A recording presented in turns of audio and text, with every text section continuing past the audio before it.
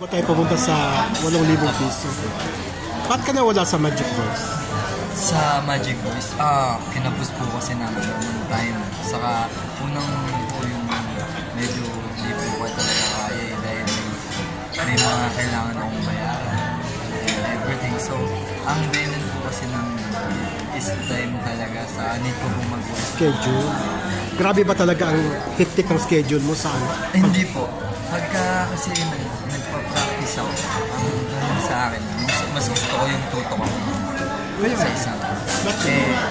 Nung time na yun, so, ang nangyari, pressure kasi. Na-pressure ka? Hindi, oo. Kasi may... Bakit? Hindi, I mean, pressure dahil wala naman sumusuporta sa akin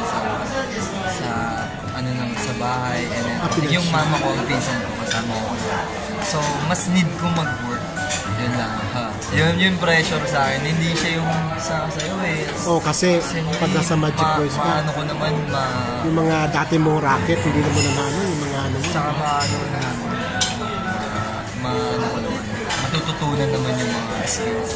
Ayun nga, yung na-realize ko rin sa Magic Voice. Then, ayun lang.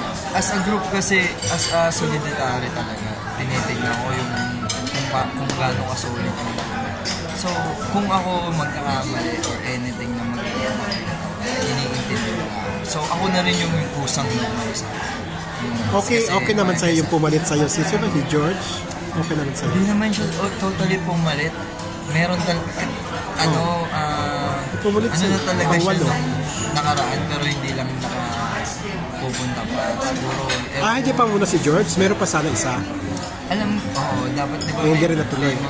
May mga kinokol din talaga kasi parang gusto nyo pero si George magaling din. Siya magaling, yung pumalit sa akin. So, yun nga. Ayun. Hindi naman ako totally umalis sa kontrata. Kasi, nakakasama mo pa rin yung Magic Voice kasi iisa lang ang manager niyo. Hindi naman ako totally umalis. Yung wala lang kasi may need lang ako, may kailangan pa. May pangangailangan pa eh. Alam ko yun kasi success. Siyempre, kailangan mga practice, pamasahe, di ba? Lagi kayo nagpa-practice. Kasi ako po, na kung nasubaybayan nyo naman din po yung Magic Voice Studio dahil wala po ang talent before na magsayaw. Diba? And ang nangyayari ngayon. So, ang ginawa diba, nag-improve ka rin doon kahit pa paano? Ayun nga po yung pinaka-thing. Ang number one kasi sa skills is time. Time sa kadapat.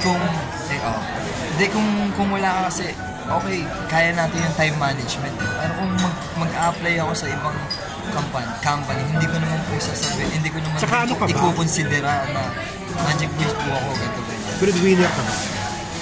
Hindi ko po kasi inaano na as a breadwinner ako. Kasi ba, makikulo, ako lang po yung nakakatulong ngayon dahil wala pong work yung magulang ko. Pero ang mahalaga, love na love ka pa rin ang manager niyo, di ba?